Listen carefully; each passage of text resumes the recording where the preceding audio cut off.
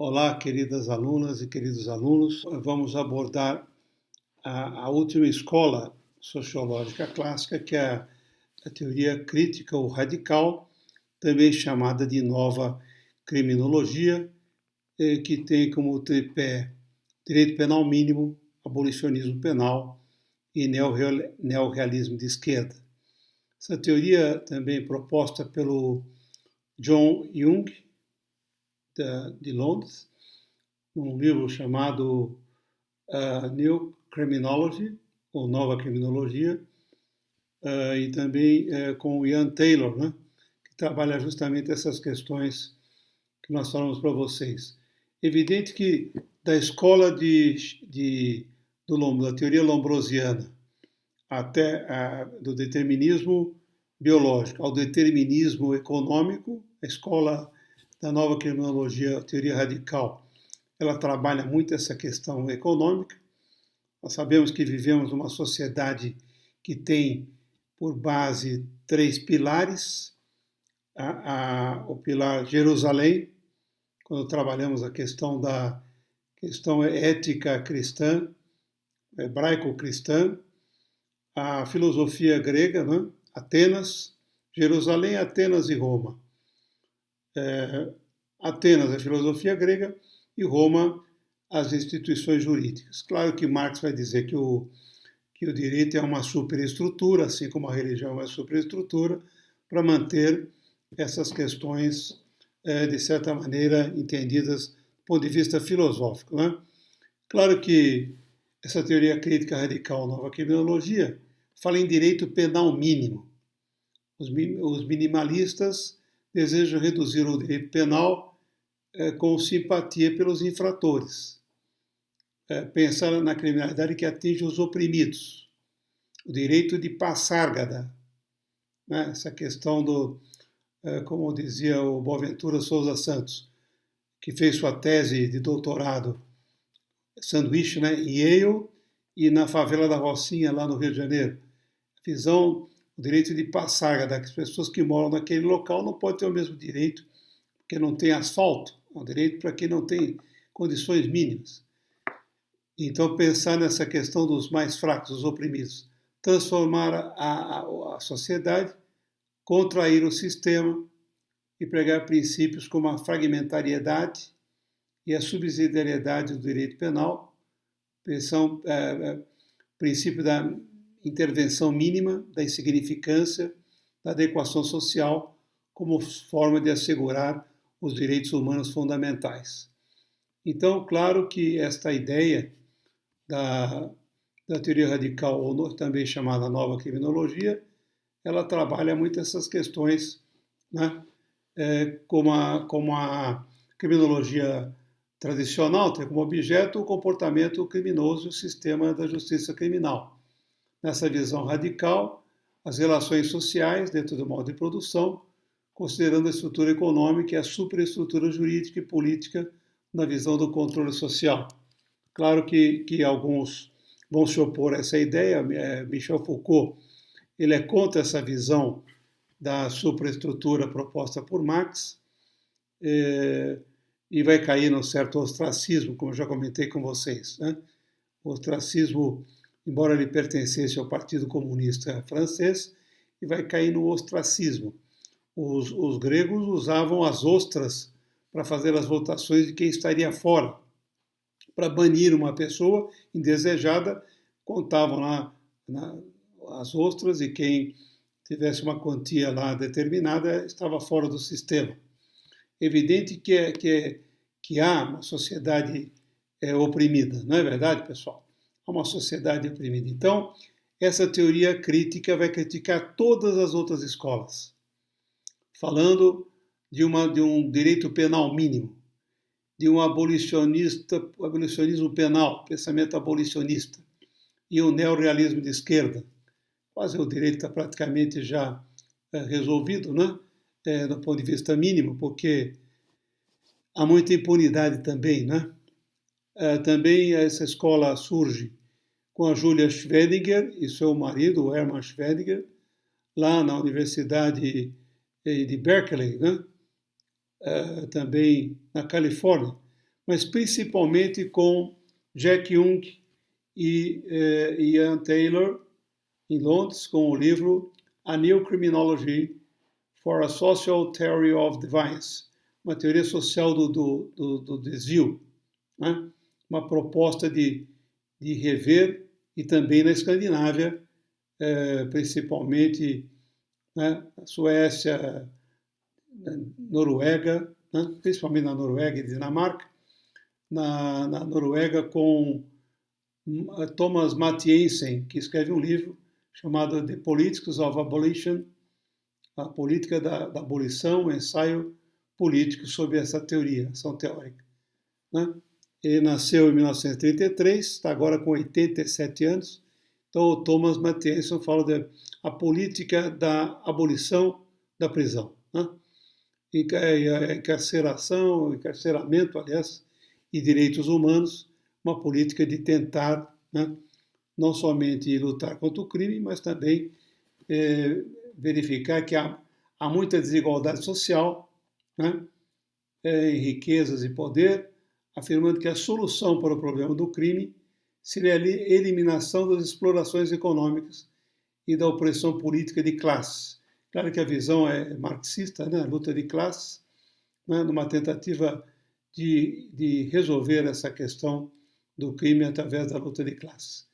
Essa teoria abolicionista tem suas origens também na Escandinávia, principalmente nos idos de 1966, chamado KRUM, K-R-U-M, cujo significado seria uma crítica, né, a essa prisão. Associação Sueca Nacional para a Reforma Penal, KRUM.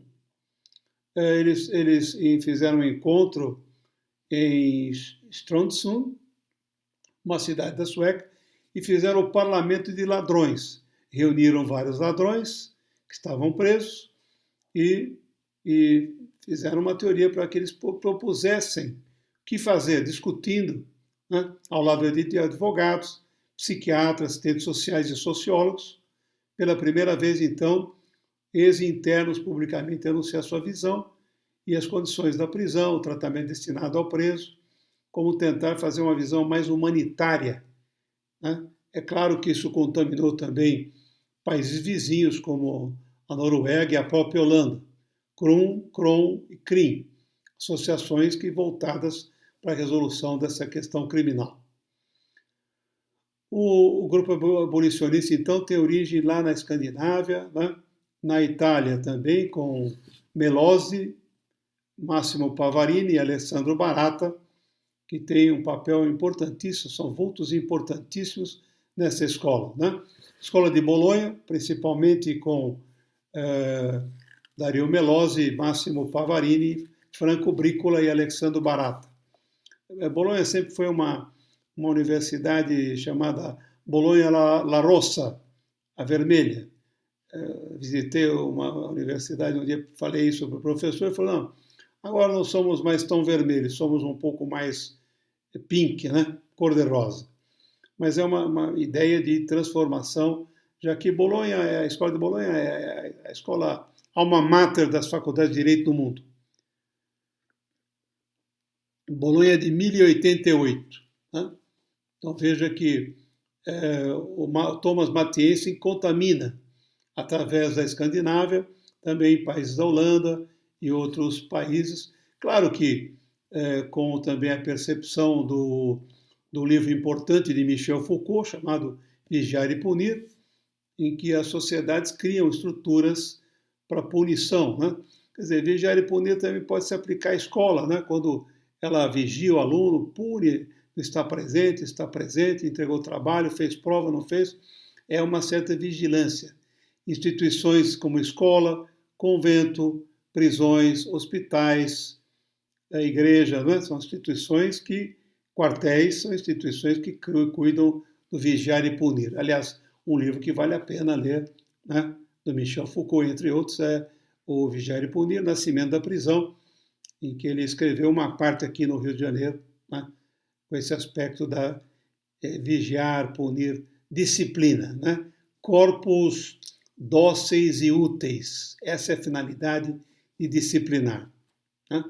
Lembrar também do Boaventura Souza Santos, é um grande jurista, um grande sociólogo e jurista também, a lei dos oprimidos e a construção e reprodução da legalidade de Passárgada, em 1977. Lembro do Manuel Bandeira, vou-me embora para Passárgada, lá sou amigo do rei, lá tem as mulheres que quero, na cama que escolherei. Uma ideia também ligada ao poder para os amigos, né? Então, claro que o direito de Passárgada, um local que as pessoas teriam diversas proposições a entender o que vem a ser o seu direito. Então, sem dúvida nenhuma, o Boaventura Souza Santos é um autor importante para entender essa questão de vigiar e punir, né? Há uma escola agora aqui em Mato Grosso, chama Bionatos, em que as salas e as cadeiras são isoladas e aí os alunos ficam sob extrema vigilância. Se ligar o celular, o professor sabe onde está sendo ligado o celular. Bom, sei, hoje, né, hoje a mídia está invadindo as escolas. Como que criticar o celular? É um instrumento de aprendizagem também, né? Ninguém usa mais caneta, usa as anotações do próprio celular. Então, lembrar o direito de Passárgada. Uma revista também, Device et Société, de 1977, em Genebra, na Suíça, faz uma divulgação desses aspectos. Mas lembrar, né, que esta questão da percepção do Boaventura Souza Santos, que é um autor muito importante da Universidade de Coimbra, professor lá em Coimbra, ele escreveu um livro interessantíssimo, Conhecimento Prudente para uma Vida Decente. Muito interessante, né? Boaventura Souza também tem uma percepção, uma ideia mais voltada para essa percepção do movimento de esquerda, né? Roberto Lira Filho também em Criminologia Dialética, e Juarez Cirino dos Santos, Criminologia Radical, né? Contribui para o pensamento da criminologia radical ou nova criminologia, e o Nilo Batista, também com seu direito penal mínimo, volume 1 e 2, aliás, o direito penal brasileiro, volume 1 e 2, associado ao Zaffaroni também, né?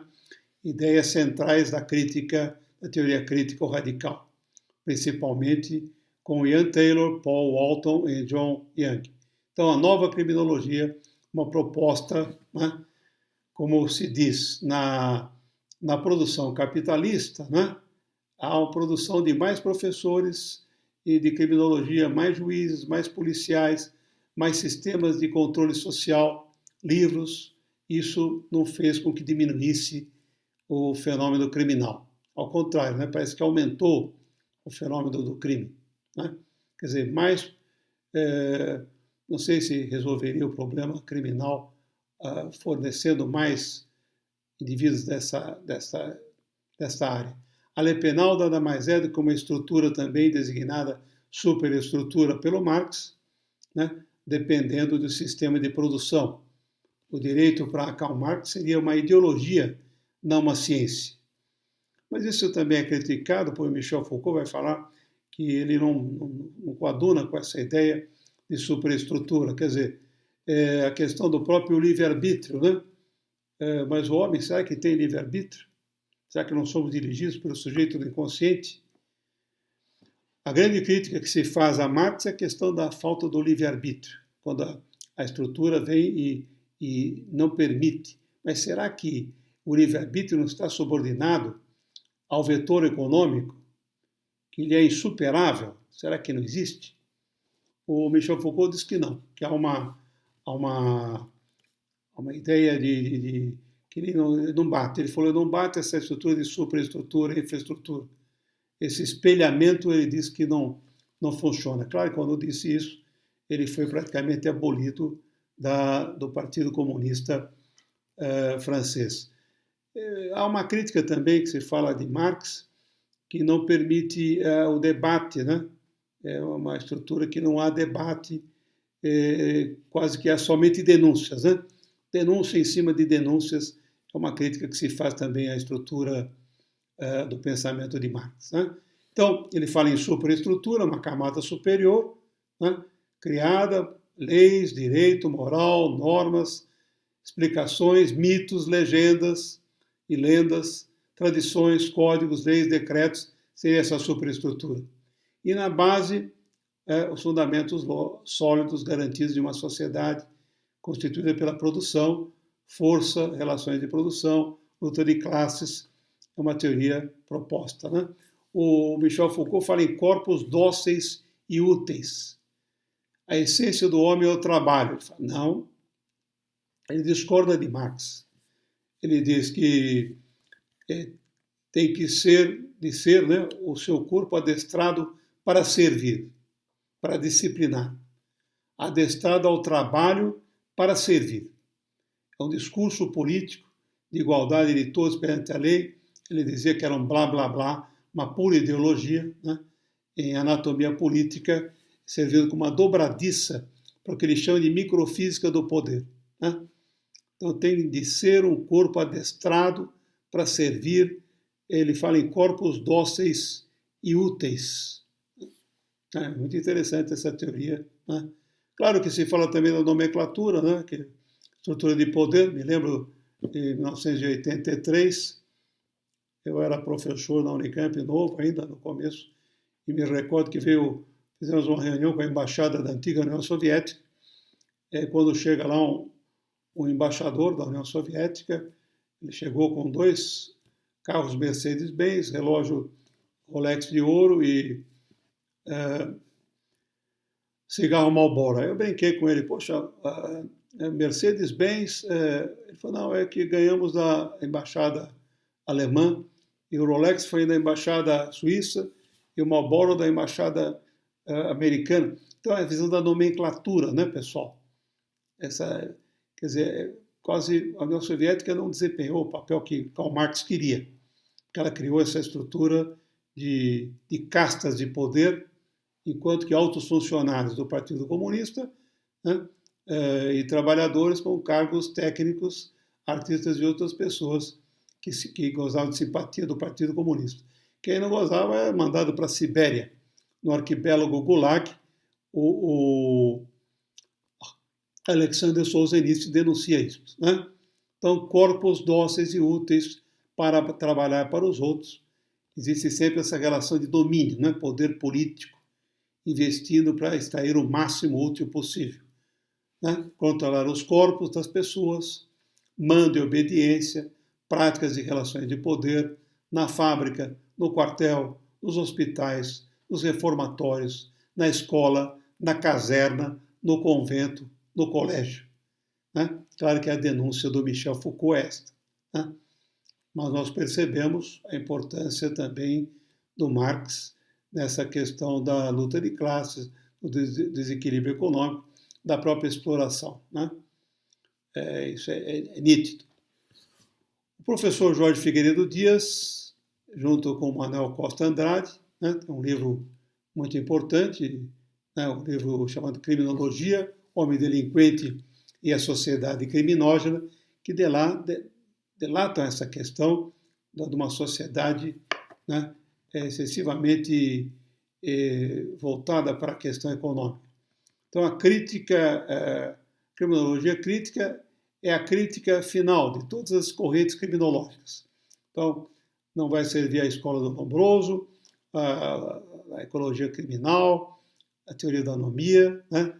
Vai fazer uma crítica a todas essas escolas e faz uma crítica até à própria teoria crítica, já que a crítica faz parte, né, da própria ideia do progresso. Né? Nós criticamos hoje essa percepção, já que a escola de Frankfurt ela se renova, ela se autocritica também, ela vai sendo modificada. Não é uma visão a escola de Frankfurt não é o Karl Marx dos sindicatos, é o Karl Marx das instituições. No fundo, tem uma percepção semelhante, né? Mas a questão da própria luta de classes. Então, Marx viu o crime como uma contribuição para a estabilidade política, pela legitimação do monopólio do Estado sobre a violência e justificativa para o controle político e legal das massas. mas também se percebe no abolicionismo penal que os presos seriam os indivíduos que iam lutar para fazer a revolução, né? Então essa questão também é uma situação complicada, né? Pessoas de classes mais baixas são rotuladas criminosas e as da burguesia não, porque o controle da burguesia sobre os meios de produção lhes dá o controle do Estado. Não deixa de ter verdade isso aí, né? Quer dizer, claro que nós observamos lá Paraisópolis em São Paulo, né? E o bairro do Morumbi, né? Essa teoria, essa questão. Os funcionalistas acreditam que o crime faz as pessoas mais conscientes dos interesses que têm em comum e que estabelece um vínculo mais firme, que leva a uma maior solidariedade entre os membros da comunidade. Então, há a visão dos opressores e dos oprimidos, né, em direção à própria luta de classe, né? Claro que esta teoria ela começa nos anos 70 do século passado. Estamos falando então neorrealismo de esquerda, direito penal mínimo e pensamento abolicionismo penal. É uma tendência da criminologia moderna a pensar essas questões voltadas para essa tríade. Claro que a manipulação da mídia, a mídia manipula, né? E é inconsciente isso, a gente acaba tendo um pensamento até inconsciente. Os neorrealistas defendem, entre outras coisas, o regresso ao estudo da etiologia do delito, com prioridade aos estudos vitimológicos. Claro que a vítima é fundamental na criminologia, né? Já que o objeto é quádruplo, né? Crime, criminoso, vítima e controle social. Controle social esse formal e informal, né? Claro que existe uma relação de que pela primeira vez aparece então a questão da vítima, né? A pobreza não pode ser o único fator do cometimento delitivo, não é verdade? Quer dizer, numa sociedade que a competição é desenfreada, busca incessante por bens materiais, discriminações sexuais e racismo, uma sociedade complexa, né? A pobreza impede mais de 700 milhões de pessoas de atender suas necessidades básicas. Somos hoje 7 bilhões e meio no planeta, mas temos alimentos para 11 bilhões. Mas aí a questão é que a distribuição não é corretamente feita. A sociedade capitalista acaba, né, jogando para fora desse sistema aqueles que não têm condição, né?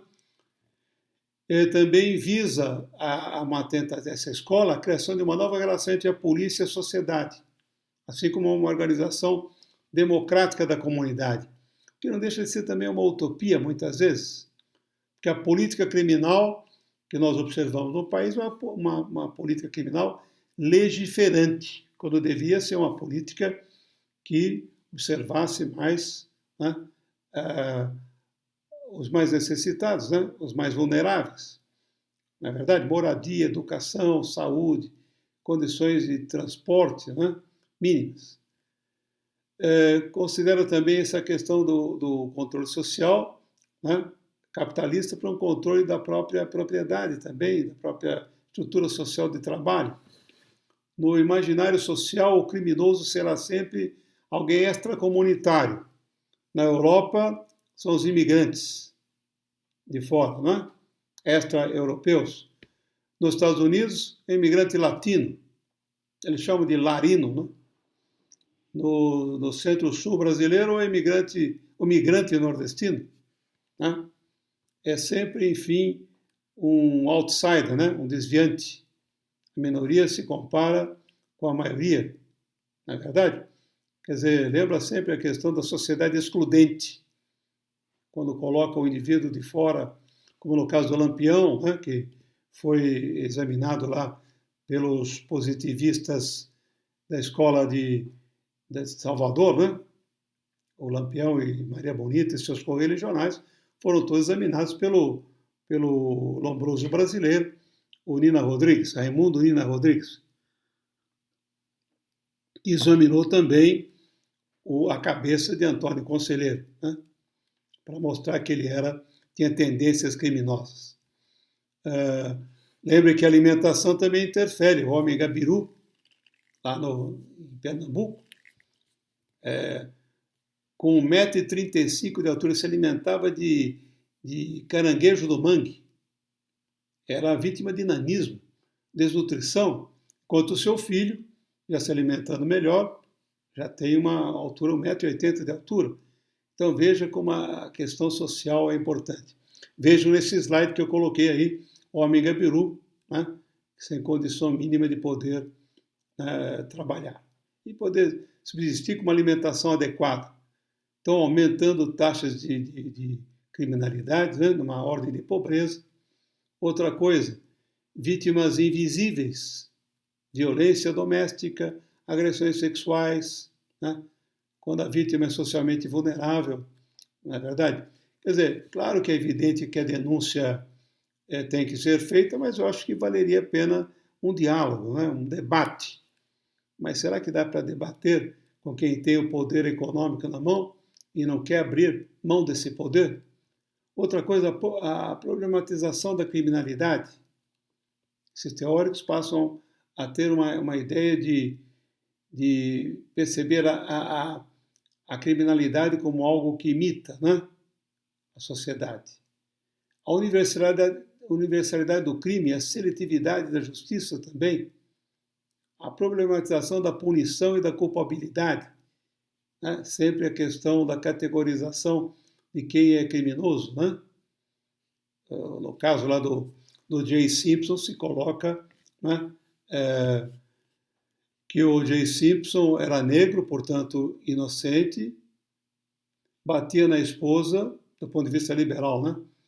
Portanto culpado, uma estrela, portanto inocente, suficientemente rico para comprar a melhor justiça disponível, portanto culpado.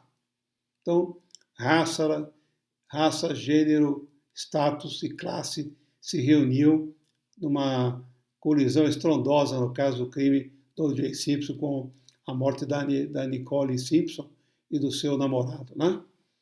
Então, essa problematização da punição, né, levando a uma ideia de que ele era realmente culpado em algumas coisas, inocente em outras, né?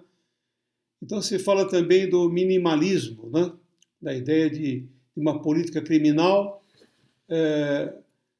baseada em transformações sociais e institucionais, com o desenvolvimento da igualdade e democracia, o que passa a ser até uma tentativa de um novo direito penal, né? Uma proposta minimalista. A prisão, realmente o presídio não vai resolver, né? E o abolicionismo penal, escola abolicionista proposta principalmente por Niels Christ e Luke Husman, uma visão que, será que resolve o presídio?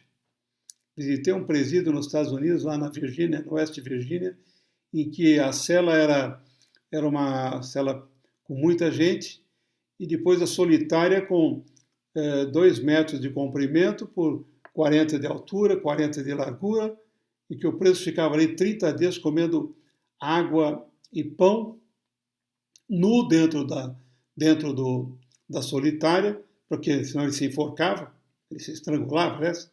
Colocava a roupa no pescoço. Será que resolve? Será que a pessoa sairia?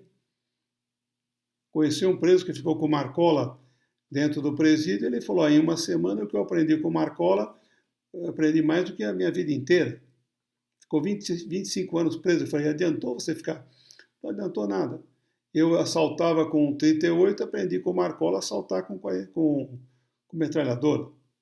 Muito mais eficiente. Então, como resolver essa questão, né? Então, as ideias de abolicionismo, né? O próprio anarquismo, e a questão da visão liberal cristã também são propostas do Alessandro Barata, da tentativa de uma solidariedade mais orgânica, voltada, né, para modificação. Não adianta encarcerar. Até 1975, na França, o marido podia encarcerar a mulher pelo crime de adultério. A mulher podia ser presa pelo marido por crime de adultério. E até recentemente, em nosso país, havia a legítima defesa da honra, né? Então, o crime não existe. Segundo essa escola radical ou nova tecnologia, o crime é criado, é inventado. Aí vale a pena assistir um filme chamado A Balada de Narayama. É um filme japonês. Os filmes japoneses ocorrem num tempo diferente do nosso. Os orientais têm uma visão diferente. Né? O filme tem quase 2 horas e meia e é muito interessante, porque aos 70 anos as pessoas têm que ir têm que morrer, têm que ir para Narayama. Narayama é uma montanha em que os filhos levavam os pais para que ficassem lá e eram abandonados neste lugar. Né? Quando o filho não queria levar, os pais obrigavam. Quando o pai não queria ir, o filho obrigava os pais a ir. Alguns até quebravam os dentes, como lá no filme mostra isso, né? E o menino levando lá a mãe até a montanha de Narayama. Só podia ser absolvido caso nevasse. Quando estava chegando na montanha, carregando o pai ou a mãe nas costas e começasse a nevar, ele podia abrir mão de deixar os pais ali. Né? Mas é interessante, falamos de Narayama no Japão, aqui não acontece isso com asilos, com as casas de controle de idosos. Então, será que essa visão também não passa pelo aspecto social? Adianta resolver com a questão do panóptico do Jeremias Bentham? Aliás, o pai da criminologia para os autores ingleses, para nós é o Lombroso, o Cesare Lombroso, que está ultrapassado, mas foi um começo, uma tentativa de pensar a criminologia. Né? Será que vigiar e punir basta? Será que o panóptico, a prisão, será que isso aí... Né? Nós já vivemos numa sociedade sem direito penal. Não é verdade? A criminalidade efetiva é um evento raro e excepcional. A cifra negra é altíssima. Em alguns casos, chegando a 90%. Né? O sistema é anômico. Os delitos se multiplicam e se sofisticam. O sistema punitivo ele é seletivo e estigmatizante. O controle social discriminatório. E o sistema burocrático. Não é verdade? Discrimina a pessoa, não leva em conta os aspectos pessoais. É uma visão, quase um absurdo essas questões, como aconteceu lá em Brasília, de que um cidadão cuja mulher tinha dores fortes no coração, portadora de uma doença grave lá, de Chagas, ele pegou um canivete, começou a cortar um pedaço de um IP para fazer um chá para a mulher. O policial foi lá e prendeu o indivíduo. Né? E o lavrador foi levado para o distrito policial, por um auto de prisão em flagrante, e acabou fazendo o delegado, encarcerou o indivíduo e acabou ficando preso. O Ministério Público fez a denúncia e todos atuaram irrepreensivelmente conforme a lei e de acordo com as ideologias das instituições. Né? Sendo que toda doença que ela teve era uma doença de fundo social. Ainda gente que morre de doença de Chagas no Brasil. Que mora na casa do barbeiro, não numa casa para um ser humano. Né? Denúncia que o Carlos Chagas já fez, né, em 1922, era para ser Nobel de Medicina, não ganhou, porque o presidente do Brasil, na época, era contrário às ideias científicas, não gostava do Carlos Chagas e não foi indicado. Né? Então, lembrar que tipo de direito nós pensamos, de que tipo de estrutura social jurídica nós pensamos. Como é que seria isto? Né? Seria um direito baseado no formalismo crítico, né, do Rudolf Stamler? Seria a justiça do entrelaçamento, da autarquia, da inviolabilidade? Né? Seria um direito que vale para todos, sem exceção? Ou é o formalismo crítico um dilema grupal? Né? O formalismo crítico trabalha excessivamente a questão do direito do grupo, a lei do cão, a lei da máfia, leis injustas. Será que não existe a lei do cão dentro do sistema, o formalismo crítico? Será que essas leis são justas? Quando se fala disso, né? Quando se fala de regras especiais para pessoas que vivem dentro do sistema prisional, Difícil sustentar isso, né? Formalismo crítico é um positivismo, baseado em quê? Na percepção da própria direito grupal. Né? Será que não podemos ter uma visão mais... os operadores jurídicos do direito, especialmente o magistrado, pertencem a um mundo diferente do que foi processado? Condenar, para ele, é um ato de rotina burocrático, uma ordem escrita. Enquanto que para o que está ali não sabe nem o que está acontecendo muitas vezes. Será que não teria que ter uma visão mais voltada para a sociedade, para o social? Como seria a cosmovisão, o Weltanschauung, né? Os alemães falam muito em mundo, Weltanschauung. Como é que seria o Weltanschauung do jurista ao condenar uma pessoa? Será que resolve a prisão? Será que soluciona o problema? Como é que é esse vínculo? Né? Qual é a sua cosmovisão com relação a esse mundo? E outra coisa, a vítima não interessa ao direito penal. Há um sofisma de que ela é parte interessada na sentença condenatória. Mas será que a vítima não deveria o direito penal também se interessar pela vítima e não só a vitimologia? Né? Como pensar a própria questão da bomba de Hiroshima, quando foi jogada lá contra uma população civil? Mas guerra não entra aí. Guerra vale tudo, né? É uma situação totalmente diversa, né? Como nós pensamos. A vítima resulta também sendo vítima do sistema punitivo. Né? Uma máquina de produzir dor inutilmente, como diz o próprio Michel Foucault, né? Em corpos úteis e dóceis, ao produzir dor, na execução da pena, no caso do Mandela. Né? Será que é difícil? O Mandela realmente saiu de lá, mais 27 anos preso. Será que teria, né? Seria uma solução? Para os abolicionistas, só se pode falar verdadeiramente em pena quando existe um acordo entre as partes. Claro que é uma visão democrática da pena, né? A prisão, se diz nessa escola, é o gigante com os pés de barro, né? Lembra daquela ideia do sonho de Nabucodonosor, né? É verdade. O direito é uma ideologia, como diz Karl Marx, mas será que as instituições não vivem essa ideologia de forma disfarçada para manter a estrutura de domínio sobre o outro?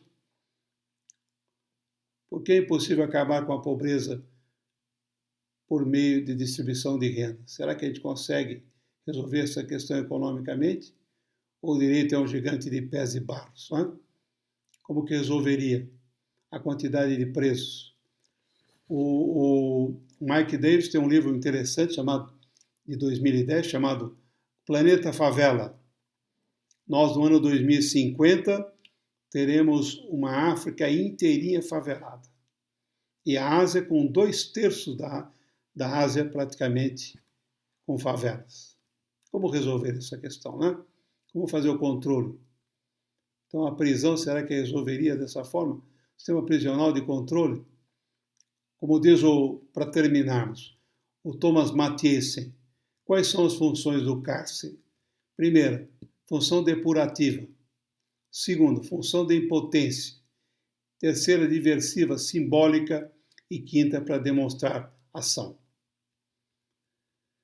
Então, é uma sociedade complexa, né? Quando ela fala em punição, quando fala em eliminação, né?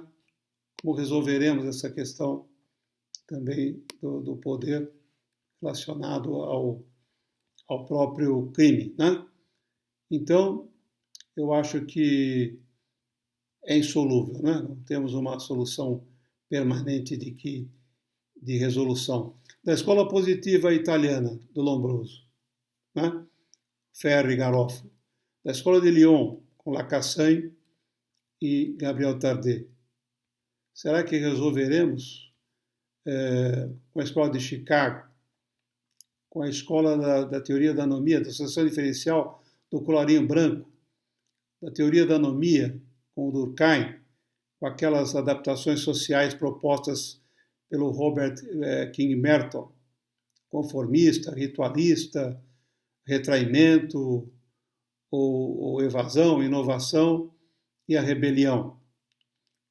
Se critica às vezes que os presos seriam, de certa forma, aqueles alimentados para fazer a rebelião, mas coitados, não têm nem condição de estudar, de percepção da sociedade, né?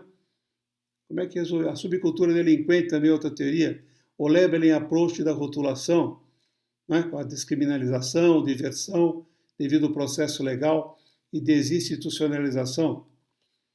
Né? Então, essa visão do pluralismo axiológico. Se fala atualmente na Itália na decrescita, no decrescimento, que as pessoas poderiam ter menos coisas, menos objetos, menos coisas que podiam prescindir. Será que a gente precisa de tantas coisas? Será que há necessidade de tantos objetos, de acumulação? Como é que resolveria essa questão da sociedade? Então, a decrescita, inclusive o Adriano Celentano, lá na Itália, né? Bom, o Alessandro Barata já falava nisso, né? O próprio Norberto Bobbio já comentava essa questão embora tivesse uma visão do direito positivado, mas como resolver isso? Decrescimento. Será que a pessoa aceitaria, depois de andar num Mercedes-Benz, ela aceitaria ter uma situação mais simples? Será que a pessoa aceita viver num local mais simples, com minimalismos? Talvez seja uma proposta aí final, né?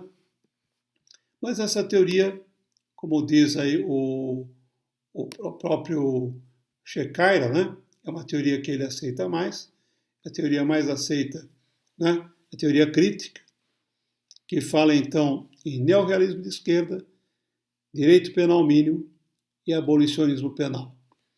Eu acho que temos que repensar a sociedade numa proposta mais humanizante, né? Talvez educar as classes menos favorecidas, uma condição de habitação mais adequada, o saneamento básico, né? Mínimo, que pudesse ser feito, moradia, alimentação, saúde para os mais vulneráveis. Mas se vocês visitarem os presídios, vão ver a situação difícil que é um presídio. Me lembro de verificar um preso aqui em Hortolândia, na enfermaria, com AIDS, isso faz uns 10 anos atrás, AIDS, sem roupa, algemado, ele tentava pegar parte do seu corpo e já ia atirar em quem passasse perto. Veja a situação complexa dos presídios. Né? Como resolver isso? Eu acho que a questão educacional é fundamental, mas como é que se consegue educação? É cara a educação. Como é que se consegue ter um meio mínimo para poder se educar? Não é verdade? Então, eu acho que passa também por uma visão minimalista, uma visão... mas não esquecer que os pilares de saída talvez sejam esses mesmos, né? Lembrar lá de Israel, Jerusalém, os pilares da civilização ocidental, talvez aí reflexão da ética hebraico-cristã, Atenas com a sua filosofia, claro que tem uma ideologia na filosofia, mas é um pensamento reflexivo, não basta denunciar, tem que tentar dialogar e transformar. É claro que é difícil você dialogar com quem tem o poder, não vai abrir mão do poder. E a questão também de Roma com as instituições criadas pelo próprio direito. Talvez humanizar o direito, uma sociedade mais justa, com igualdade de oportunidades, sonho de todos nós. Então, mas como diz o Franz von Liszt, o crime acompanha o homem como sombra, sempre haverá o crime numa sociedade. Eu acho que tem que educar realmente, o homem tem que ser educado. Né? Uma planta você rega, põe água, mas o ser humano tem que ser realmente educado. Né? Como? Leitura, socialização, né? Mas não esquecer do nosso tripé do direito. filosofia, sociologia, história, para embasar a construção de uma sociedade mais equitativa. Tá? Um abraço para vocês, muito obrigado.